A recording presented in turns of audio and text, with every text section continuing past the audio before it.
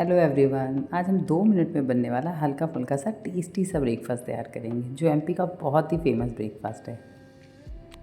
आज हम बनाएंगे वेजिटेबल पोहा, जो कि बहुत ही टेस्टी और बहुत ही यमी लगता है और जो झटपट बन के तैयार हो जाता है। चलिए तो अपनी रेसिपी स्टार्ट करते हैं। Welcome to Jyoti home kitchen.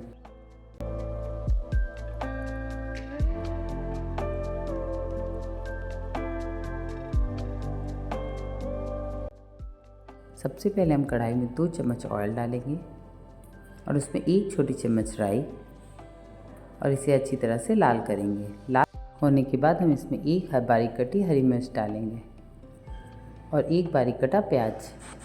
इन दोनों चीज़ों को अच्छी तरह से लाल करने के बाद अब हम इसमें बारीक कटे गोभी डालेंगे। यहाँ मैंने गोभी को बहुत ही बारीक बारीक काट लिया था। और अब हम इसमें डालेंगे थोड़े से मटर। अब हम इसमें थोड़ा नमक डाल के इसे ढक के पकने देंगे थोड़ी देर के लिए। जब तक हमारी वेजिटेबल पकती है तब तक हम यहाँ पोहा निकाल लेंगे एक बाउल में और इसे अच्छी तरह से वॉश कर लेंगे। 2 पानी अच्छी तरह से वॉश करने के बाद हम इसे अच्छी तरह से ड्रेन कर लेंगे और एक छन्नी में निकाल लेंगे। अब हम इसमें ऐड करेंगे 1 छोटी चम्मच हल्दी डाल के हम इसे अच्छी तरह से मिक्स कर देंगे। अब हम अपना वेजिटेबल चेक करेंगे। ये देखिए हमारी सब्ज़ी हो चुकी है, तो अब हम इसमें पोहा डाल देंगे।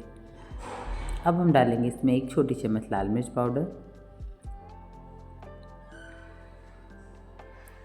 और 1 छोटी चम्मच नमक हमने पहले भी डाला था, तो हम इसमें नमक लिमिट से डालेंगे। और अब हम डालेंगे इसमें 1 छोटी चम्मच चीनी पाउडर। इससे इन सारी चीज़ों को अच्छी तरह से मिक्स करने के बाद अब हम इसमें 1 नींबू का रस डालेंगे।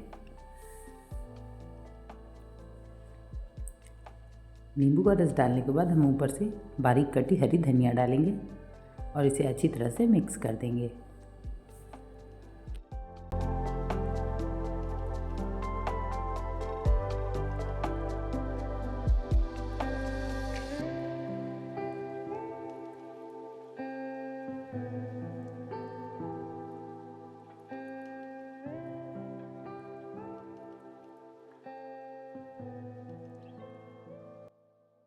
सारी चीज़ें अच्छी तरह से मिक्स करने के बाद अब हम इसमें डालेंगे मूंगफली।